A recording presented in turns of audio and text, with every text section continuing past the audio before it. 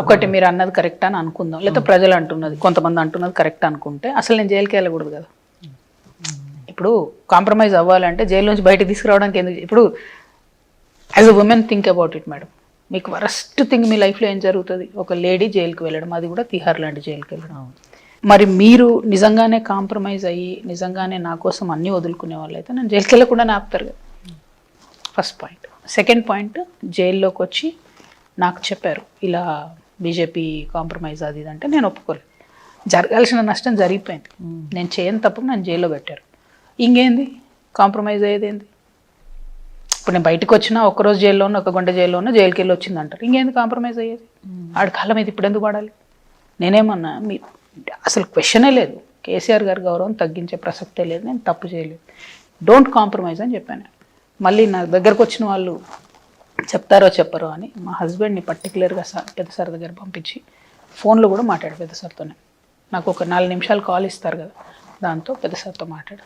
అసలు కాంప్రమైజ్ కావద్దండి, నేను బలంగా ఉంటా, హెల్త్ బాగాలేదు బట్ హెల్త్ కూడా నేను సెట్ చేసుకుంటాను అని చెప్పి నేను అసలు వెళ్ళలే. చాలా సఫర్ అయ్యా హెల్త్ వైజ్, చాలా సఫర్ అయ్యా, బట్ ఐ నెవర్ కాంప్రమైజ్డ్. మీకు అయిపోయింది కదా, ఇంకెందుకు కాంప్రమైజ్? కానీ మీరు లెటర్ రాసినప్పుడు బీజేపీ తోటి కాంప్రమైజ్ అయ్యా లేదా అసలు విలీనానికి కూడా ప్రయత్నిస్తున్నారు అని చెప్పి గారికి రాసిన లెటర్లో ఉంది కదా. నో నేను అన్నదా, నేను రాసిన పాయింట్ అంటే ఎప్పుడు నేను లెటర్ కంటెంట్స్ డిస్కస్ చేయలేదండి.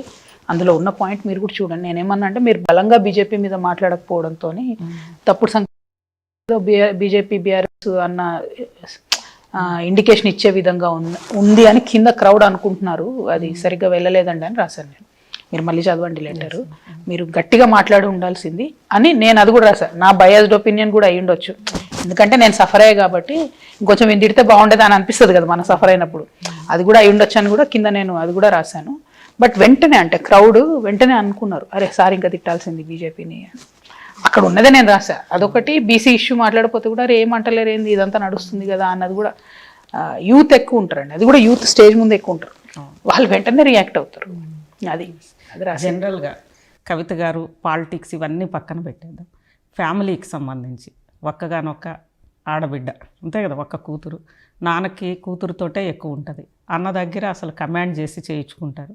ఇన్ని సమస్యలు ఉన్నప్పుడు ఒకసారి కేటీఆర్ గారిని మీరు కమాండ్ చేయొచ్చు, అదేవిధంగా కేసీఆర్ గారిని కూడా కమాండ్ చేయొచ్చు. ఏంటిది అని చెప్పి మీకు శాసించగలిగిన అధికారం అనేది ఎక్కడైనా ఒక ఆడపడుచుక ఆ ఇంట్లో ఉంటుంది, అందులో తెలంగాణలో ఖచ్చితంగా ఉంటుంది.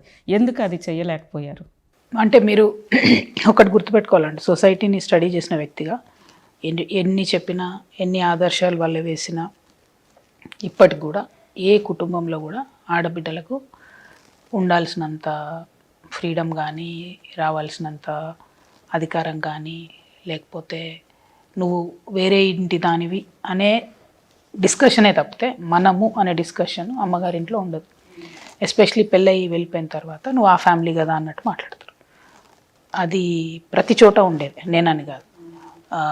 ఎన్టీఆర్ గారు, అంబేద్కర్ గారు ఏవో కొన్ని రిఫార్మ్స్కి ట్రై చేసినా ఎక్కడ అమలు అవుతుంది? అమలు అవ్వట్లేదు. సో నేను నా విషయం చెప్పట్లేదు, జనరల్గా చెప్తాను. నా విషయంలో పొలిటికల్గా కూడా నేను కలిసే ఉన్నాను. అంటే నా వర్క్ లైఫ్ పర్సనల్ లైఫ్ కలిసిపోయింది కాబట్టి పొలిటికల్గా వెళ్ళి ఏదైనా మాట్లాడినా కూడా బాస్ లాగా మాట్లాడినా, ఫాదర్ లాగా మాట్లాడినా ఆఫ్టర్ ఏ స్టేజ్ ఏదైనా లిమిట్ ఉంటుంది దేనికైనా.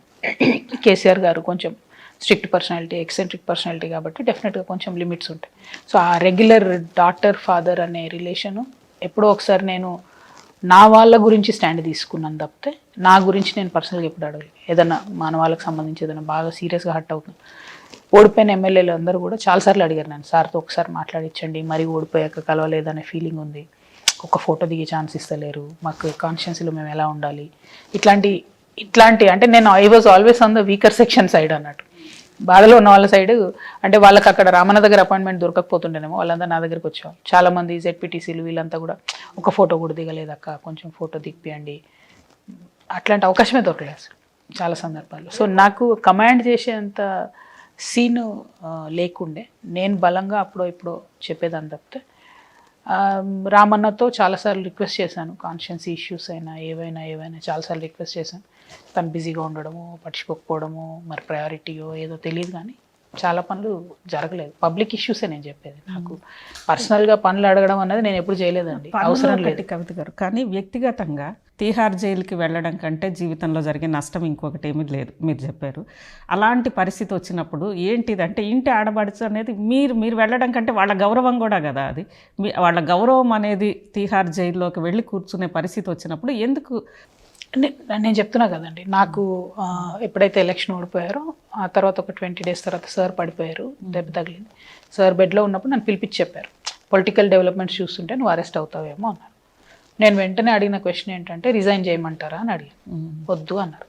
ఆ తర్వాత చేసిన రిక్వెస్ట్ ఏంటంటే ఒకసారి మీరు ప్రెస్ మీట్ పెట్టి చెప్పండి, నన్ను అరెస్ట్ చేశాక చెప్తే బాగుండదు, మీరు ఒకవేళ ప్రిడిక్ట్ చేస్తున్నారు ఆల్రెడీ నన్ను అరెస్ట్ చేస్తారని, దయచేసి మీరు ప్రెస్ మీట్ పెట్టి చెప్పండి అని చెప్పి. నేను అవి 2 తప్పితే వేరే ఏం రిక్వెస్ట్ చేయలేదు. మీరు ఆపండి, ఫోన్ చేయండి, వాళ్ళకి చేయండి. అసలు నేను ఓన్లీ 2 questions, ఎమ్మెల్సీకి రిజైన్ చేయమంటారా ఒకటి, 2 మీరు ప్రెస్ మీట్ పెట్టండి. 2 days తర్వాత పెడతా అన్నారు, వారు పెట్టలేదు. 2 days తర్వాత నేను మళ్ళీ అడిగాను, అంటే ఎనీ టైం అరెస్ట్ చేస్తారని జనవరిలో చెప్పారు, మార్చిలో అరెస్ట్ చేశారు. 2 days తర్వాత మళ్ళీ గుర్తు చేశారు, మీరు పెట్టలేదు కదా రామన్నతో నన్ను పెట్టియండి అని అడిగాను working president. I think about it అన్నారు, ఇంకా అది ఎప్పుడు చేయలేదు.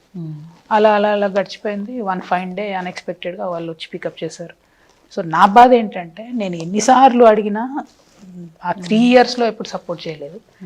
జైలుకి వెళ్ళిన తర్వాత మాత్రం ఎంపీ ఎలక్షన్లో ఆ ఇష్యూని హైలైట్ చేసే ప్రయత్నం చేశారు.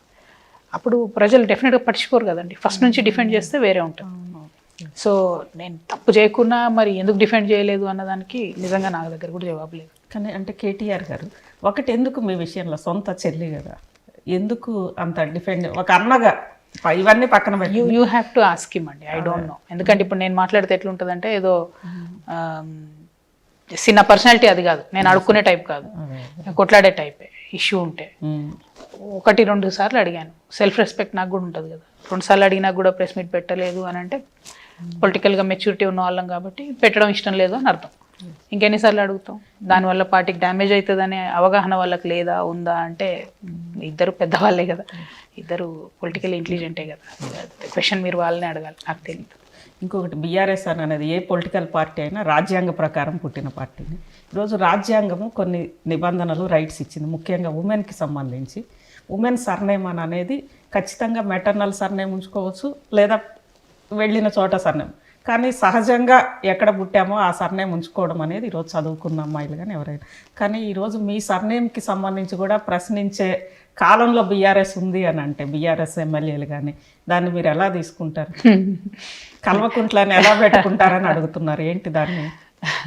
ఇక అది ఎంత భయంకరం అంటే అండి, రిగ్రెసివ్ థింకింగ్, ఏదో పాతకాలము కన్నా పాతకాలం థింకింగ్ అది. ఇప్పుడు 10th class చదువుకున్న ప్రతి ఆడపిల్లకు పేరు మార్చుకోవాలా అనేటటువంటిది పెద్ద ఇష్యూ అవుతుంది కాబట్టి ఎవరు మార్చుకోవట్లేదు. చిన్న కష్టం రాగానే నువ్వు కల్వకుంట్ల కాదు నువ్వు దేవనపల్లి అని నన్ను ఏదో